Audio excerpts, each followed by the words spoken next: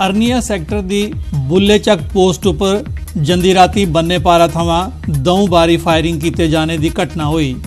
समझा जा रहा है जे फायरिंग के ओले पाकिस्तानी सेना आतंकवादियों की घुसपैठ कराना चाहती है। BSF ने फायरिंग का मुनासिब जवाब दिता। ये रोज़ फायर होंदा पिया इधर, लोग बड़े परेशान हैं, तंग पे ने ते इहदे बारे कुछ सोचना चाहिए गौरमेंट ने। बाकी जो पहला फायर होए उन्हें डंगर नुकसान होए, बिच जख्मी होए, उन्होंने कुछ नहीं मिला। क्यों पिछले 4-5 रोज़ तो डेली फायर हो रहा रात में। चाहते हैं कि थोड़े बैंकर और बढ़ा के सरकार सानू थोड़ी जी और मदद दे बैंकर की, ताकि असीं दिन राती कदे भी कोई फायर होए लोग अपने सेफ हो। टूरिज्म महकमे आसिया सांबा जिले के जख 10 बरे पहले टूरिस्टें ते यात्रियों लिए बाथरूम बनाए गए हैं, लेकिन ये बाथरूम टूरिस्टें ते यात्रियों ताईं खोले गए नहीं गए। इस कारण यात्रियों की बड़ी मुश्किल हो रही है। इसकी जरूरत है कि टूरिज्म आते हैं भाई दूरा दूरों कि उनकी यात्रियों की उनकी फैसिलिटी जी अच्छी मिलनी चाहिए।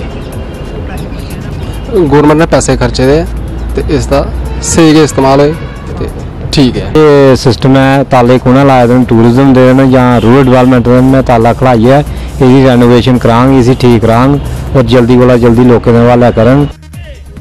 Non gazetted police pensioners welfare forum पासिया तनखाहें च पाए जा रहे भेदभाव के खिलाफ विरोध प्रदर्शन किया गया। इस मौके फोरम के चेयरमैन अजीत सिंह होरें मीडिया की दसिया जे उन्हें सरकार कन्नै मते बारी गल करने की कोशिश की, लेकिन किसी ने उनकी गल नहीं सुनी। उन्हें गवर्नर होरें की अपील की थी जो वो उनका मसला तौले शा तौले हल करन। बारी जड़ा इसने सानू पे अनामली कमेटी बनाई गई 2009 में, 2011 में और 2000 अप्रैल 16 दे विच बनाई गई। ओदा आज तक कोई किलिंग दा टाइम और सानू आईवाश करके सानू बेवकूफ बनाया जा रहा।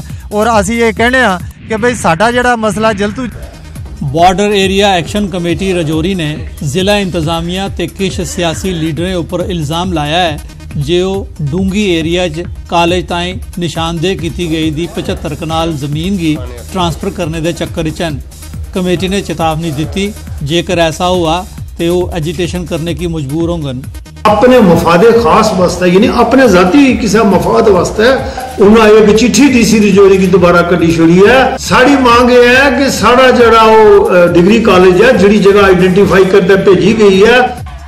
सांबा जिले च राया सेंट्रल यूनिवर्सिटी के छात्रें यूनिवर्सिटी प्रशासन पास बसें का किराया बढ़ाने के खिलाफ विरोध प्रदर्शन किया। छात्रों का आखना है कि एडमिशन वेले उन्हें भी आख्या गया है जो ट्रांसपोर्ट सर्विस फ्री हो। उन्हें चेतावनी दी जेकर उन्हें के किराया देने का मजबूर किया गया तो वो विरोध प्रदर्शन जारी रखन। जे ऑनलाइन प्रोसीजर हा सारी फी का उन्हें बिच ऑफलाइन जी बस का किराया वो की मंगा देना, तो उस वजह कन्नै जरा इधर ये चला दा प्रोटेस्ट चला दा है। सानू रीजन असीं चाहते कि इन्हें क्या साढ़े कोल मंगया। और हर एक गरीब घरे दे बच्चे भी इत्थे पढ़ा दे ना, हर फैमिली प्रोवाइड नहीं कर सकती 1000 रुपया। जो फीस जेन्युइन सी फीस है ट्रांसपोर्ट की कंपलसरी नहीं है, जो बच्चा अवेल आएगा बस में वही देगा उसको। तो वो तो है as per decision of government. कहीं भी किसी भी सेंट्रल यूनिवर्सिटी में इंडिया में कहीं भी फ्री ट्रांसपोर्ट फैसिलिटी नहीं है। इसमें प्रोविजन ही नहीं है गवर्नमेंट में, तो कहाँ से कैसे अब इसका खर्चा कैसे होगा। तो ये तो यूनिवर्सिटी के पास कोई सोर्सेज नहीं है, तो बच्चों को फीस तो हम बोलते हैं कि देना ही पड़ेगी। जो अवेल करना नहीं करना तो और अल्टरनेट कर लीजिए आप अपना जो आपको लगता है और कर सकते हैं, बस यही है और कुछ नहीं।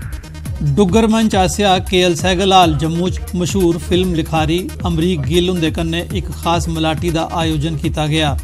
इस मौके अमरीक गिल होरें पंजाबी दे मशहूर नाटककार बलवंत गार्गी हुंदे साहित्यक कम उपर लो पाई। बलवंत गार्गी एक बहुत बड़ी परसनैलिटी ही एक थिएटर की, उनके उपर उन्हें कहानी जी लिखी दी है। उस कहानी का जो नाट्य रूपांतर टाइप उन्हें सुनाना वो बेहतरीन कहानी, बेहतरीन और बिल्कुल डिफरेंट चाली का प्रोग्राम है।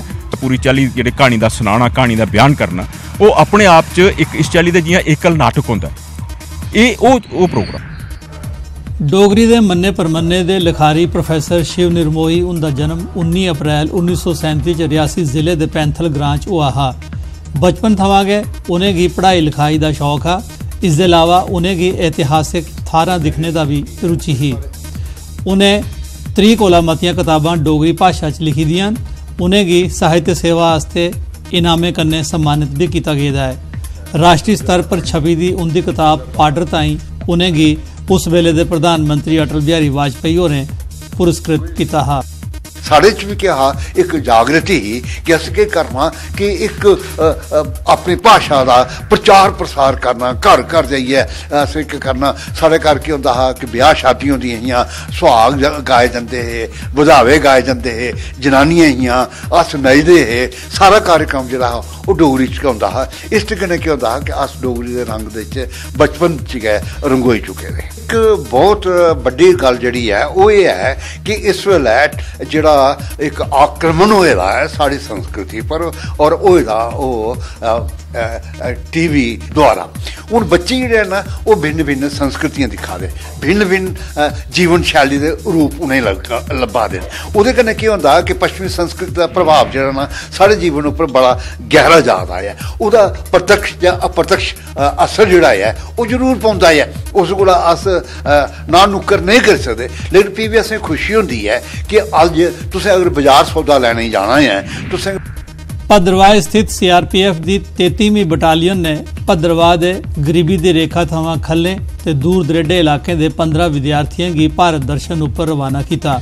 DIG CRPF PC झा होरें विद्यार्थियों की 10 ध्याड़ें के टूर उपर भेजा।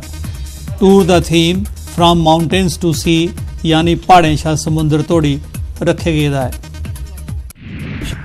डिस्ट्रिक्ट एडमिनिस्ट्रेशन पुंछ पासिया government higher secondary school boys आशा ते आंगनवाड़ी वर्करें ताईं ट्रेनिंग कैंप लाया गया।